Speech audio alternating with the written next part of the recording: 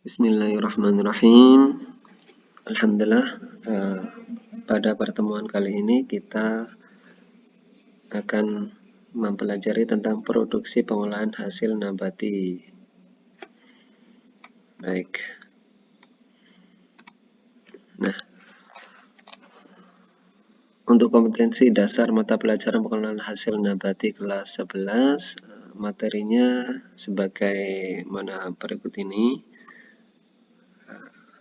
Di sini kita pada kelas 11 ini hanya fokus tentang materi pengolahan hasil nabati dari komoditas buah-buahan dan sayur-sayuran.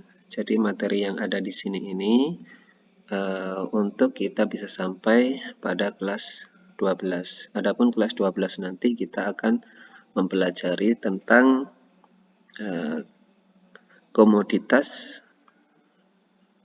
serealia dan komoditas umbi-umbian. Jadi untuk KAD-nya pengolahan hasil nabatinya nanti kelas 12 fokusnya pada komoditas serealia dan umbi-umbian. Nah, untuk kelas 11 ini kita KAD-nya fokusnya pada pengolahan hasil nabati komoditas buah-buahan dan sayur-sayuran. Baik, untuk pertemuan kali ini ya, kita akan membahas tentang menerapkan pengendalian mutu bahan baku pengolahan hasil nabati.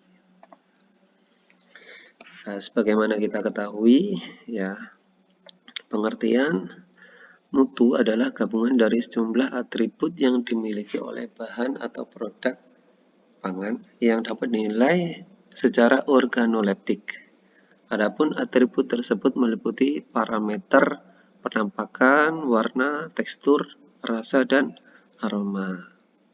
Nah, adapun atribut ini digunakan sebagai kita untuk menilai produk itu dalam kondisi mutunya bagus atau tidak, seperti itu. Nah, untuk itu kita harus paham parameter-parameter yang ada di sini. Jadi untuk menilainya secara organoleptik.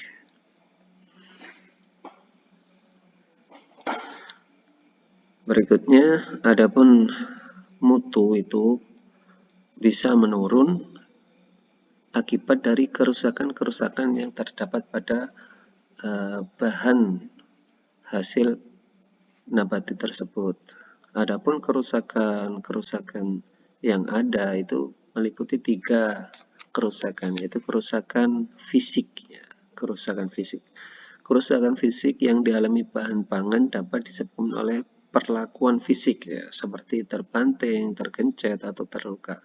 Perlakuan tersebut dapat menyebabkan terjadinya memar, luka, dan adanya benda asing. Jadi pada saat proses penyimpanan atau pengiriman itu biasanya bahan baku tersebut berpotensi untuk terbanting, tergencet, atau terluka, sehingga hal tersebut bisa menyebabkan penurunan mutu dari bahan baku tersebut.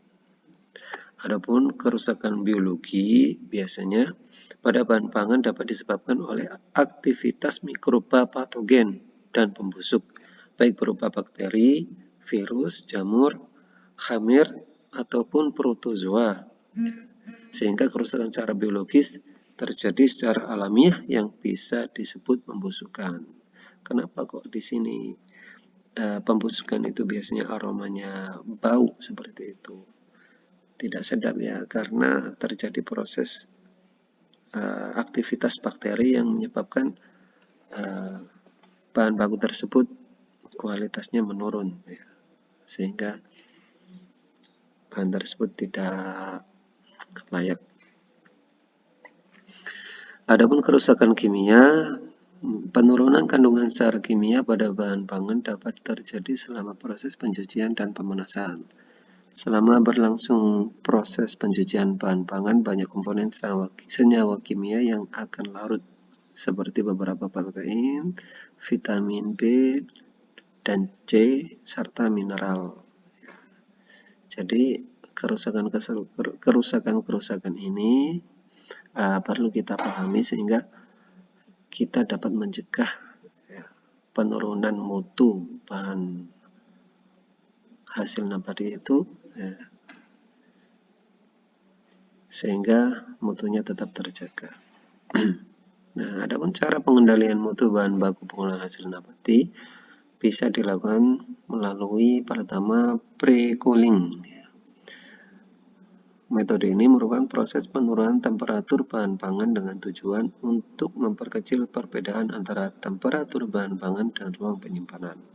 Makin kecil perbedaan temperatur tersebut akan mengurangi beban panas yang diterima oleh ruang penyimpanan dingin. Jadi sebelum disimpan di pendingin, itu langkah pertama bahan baku tersebut dilakukan proses pre-cooling, ya. Misalkan dengan pemberian es, disimpan di es dulu seperti itu sebelum dimasukkan ke mesin pendingin.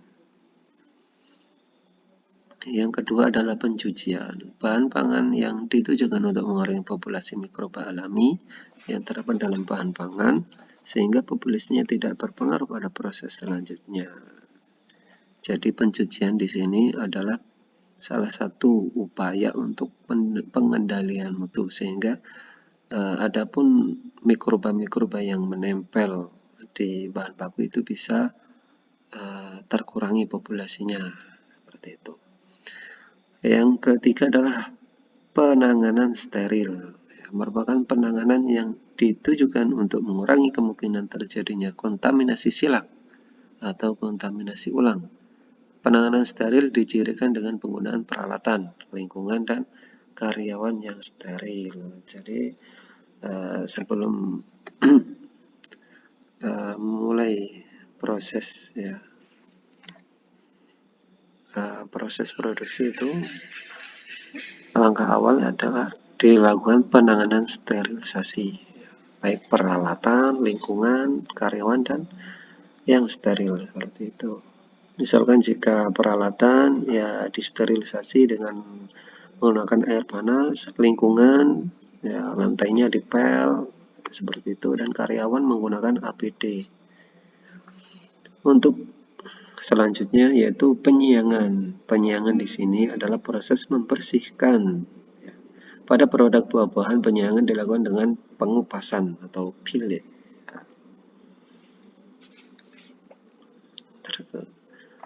Nah, ini adapun upaya lain yang bisa dilakukan untuk pengendalian mutu agar produk yang dihasilkan itu baik adalah sortasi.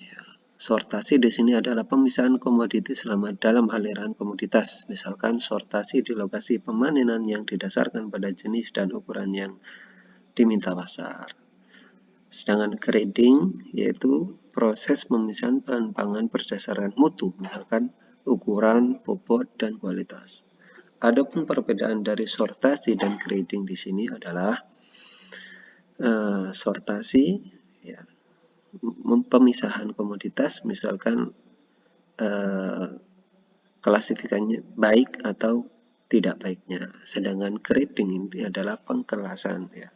Dari langkah awal sortasi diambil produk yang baik ya, dari produk yang baik itu dilakukan pengkelasan, misalkan grade A, grade B, grade C seperti itu.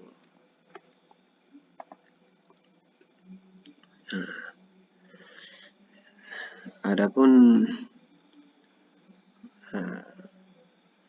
ini untuk tugas pekan depan sebelum mulai pertemuan kedua adalah kalian mengidentifikasi upaya pengendalian mutu apa yang bisa dilakukan untuk menjaga agar produk yang dihasilkan tetap baik nantinya.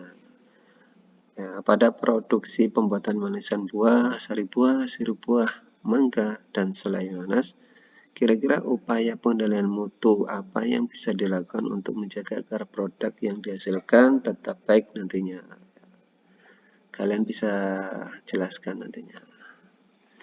Nah, baik, sekian untuk materi pengendalian mutu bahan hasil pertanian.